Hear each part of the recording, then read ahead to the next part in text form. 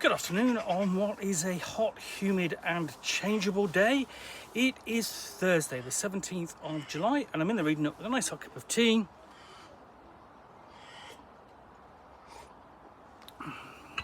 And a bag full of goodies to continue going through.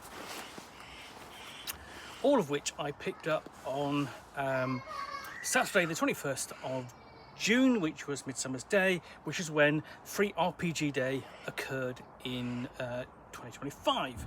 So let's see what I've not yet looked at from Free RPG Day. One of these a day, working my way through. Let's have a look. Let's have a look at this. This is the Fallout, the role-playing game, or Fallout 3, the role-playing game quick start from Edifius Entertainment. It's primarily based upon the computer role-playing game Fallout 4, published by Bethesda in 2015, and it's which is still a very playable game. It's set in the Commonwealth, so a post-apocalyptic Massachusetts and New England, surrounding areas. So we open up, and we've got the credits page and the contents page, and the first of the really great artwork in here, because there is a lot of good artwork in here taken from the computer game, and it welcomes you to the wasteland and tells you essentially there are opportunities out there. Pick a job, any job, one that suits you. Gives you a quick introduction to the Commonwealth and a description of what is in the quick start. Tells you what you need, so obviously players and a game master, character sheets, dice, which are going to be 20-sided dice because it uses the 2d20 system, 6-sided dice for various effects and damage and so on, tokens, chips or caps. Caps, of course, as the currency in the Fallout role-playing game, online computer game, but here also in the computer game, in the non-role-playing game, non-computer role-playing game, of course, paper and pencils as normal. So,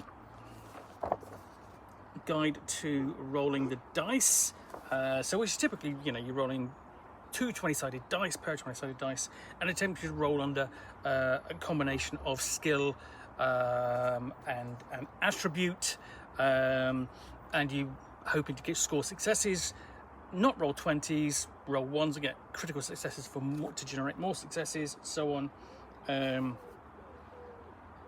that will generate action points which you can then spend. So gives you a neat little summary there that takes you through the process step by step, nice and clear. And also tells you who the game master is or what their role will be. Sets basic guidelines for the target numbers you're going to be aiming for. Mostly you're going to be rolling sort of like target numbers 1 and 2, unless it gets really difficult. And then complications come into play when you roll 20s, and so on. And then you've got a general range here of extra rules which cover things such as group tests, opposed tests, making things more complex, i.e. increasing a complication occurs when you roll a 20, but the complication range can increase. Then what do you do with your action points? So, that includes buying more 20-sided dice for taking actions, obtaining information, reducing time, taking an additional major or minor action, and these all cost. You can save action points up to a maximum of 6, and then the game master has her own pool of action points, and she's going to be using them on her NPCs to activate elements in the environment, and so on. Handling luck in the game, basically luck is an attribute, but it contributes luck points you can spend, and then there we've got the summary of what you can spend it on there. So adding a detail to the world, basically improving the chances of a skill check, interrupting the normal flow, or re-rolling dice. We get on to combat. And combat in the computer game is quite detailed. You know, you can have a variety of different weapons and gear and so on, and you can target, once you've got your Pip-Boy working, you can target particular points on the body of your of the enemy. You know, basically trying to go, okay, I want the best chance of hitting and doing the most damage. So we've got a list of all the actions you can take. There are the minor actions. And explanations of things like, you know, basically spending luck in combat, what happens when you go prone. And there's a list of all the major actions. So major actions: assist, attack, command an NPC, defend, first aid, pass, don't do anything, rally, which is essentially, you know, you try and rouse yourself from having taken some damage or going prone or something, or do it for someone to an NPC or another player character. Ready, move. Minor actions are aim, draw an item, interact, move, take a chem, because one of the aspects of the Fallout setting is there's lots of chemicals you can take as enhancements. Guide there on how to use action points in combat. You know, basically buying more dice, obtaining information and so on. Pretty much the same, but also you know, basically adding extra damage and the like. So, and there's how you actually make an attack, which is rolling your dice, determining the successes, spending action points and so on. Like the computer game, it does involve hit locations, range, and also the effects of combat dice you're rolling to see how much damage you inflict. You can increase the damage, and damage comes in various types. So quite a detailed quick start so far.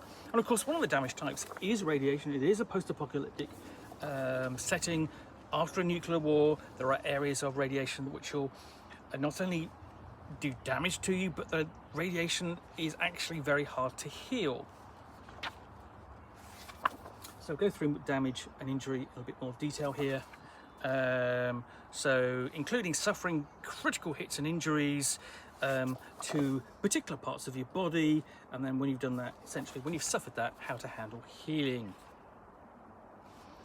Starting off with stabilizing the living and undergoing long-term recovery, but in the meantime you can go visit a healing robot, take a stim pack, and receive medical attention. We'll move on to the actual environment of the Commonwealth itself. Various environmental conditions, starting off with cover, handling hazards, dangerous objects, poor lighting, mist and fog, rain, but also, you know, falling debris, raging fire, dangerous obstacles, just sort of like, you know, dangers of getting around. Because it's a post-apocalyptic setting, it's a partially wrecked setting, so, you know, everything's a ruin. And then we have machine frequency. This is the scenario in the booklet. You've got a synopsis, how to involve your player characters, before we get into Act 1, which is Echo in the Gulch.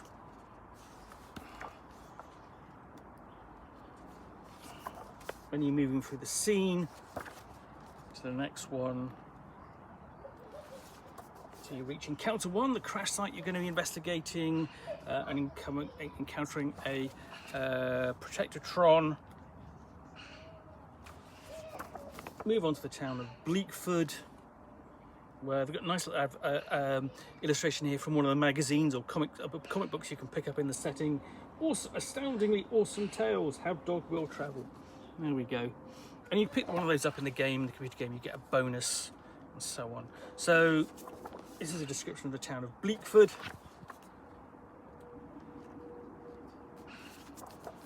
And you're tracking down a signal, and exploring the town, looking for this boost, for the signal.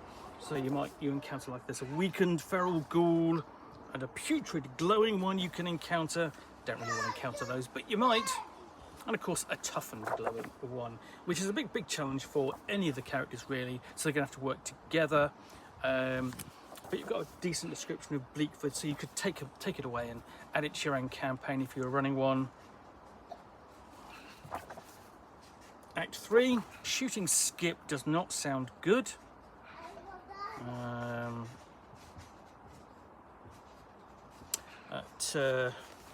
And here you come to the secret of the matter, what's going on, who's the source of the signal, encounter robot testridge.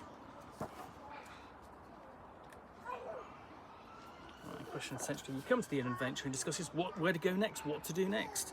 And again, you've got more of the fantastic sort of like 40s, 50s style artwork with a little bit kitsch.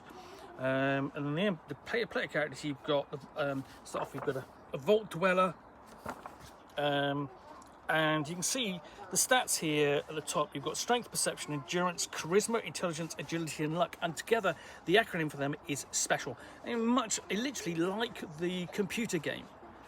One of the things that Modiphius Entertainment has done very easily is map a lot of the elements of the computer role-playing game onto a tabletop role-playing game to great effect. So that's the Vault Dweller, and she's a hacker. We have a survivor who's a daredevil scoundrel. We have a ghoul with all the benefits of being a ghoul. A super mutant.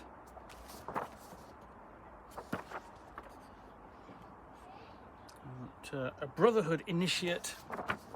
And he gains basically, he's the healer. And a Mr. Handy. He's got a pincer arm and he's good in hand-to-hand combat. So that's everything you need to play through a complete adventure for Fallout, the role-playing game, which you can easily add to your own campaign, run as is, adapt as necessary.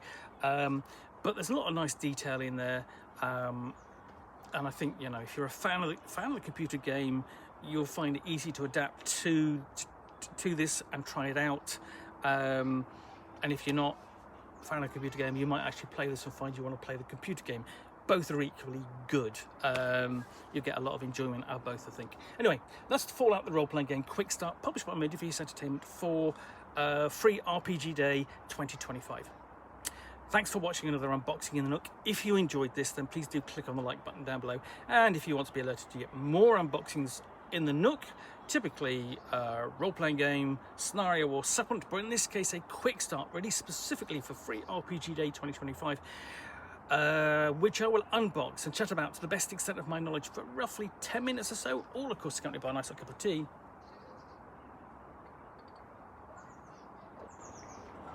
Then please do click on the subscribe button down below. Thanks again for watching another unboxing in the Nook, and we'll be back again soon with another one. Bye for now.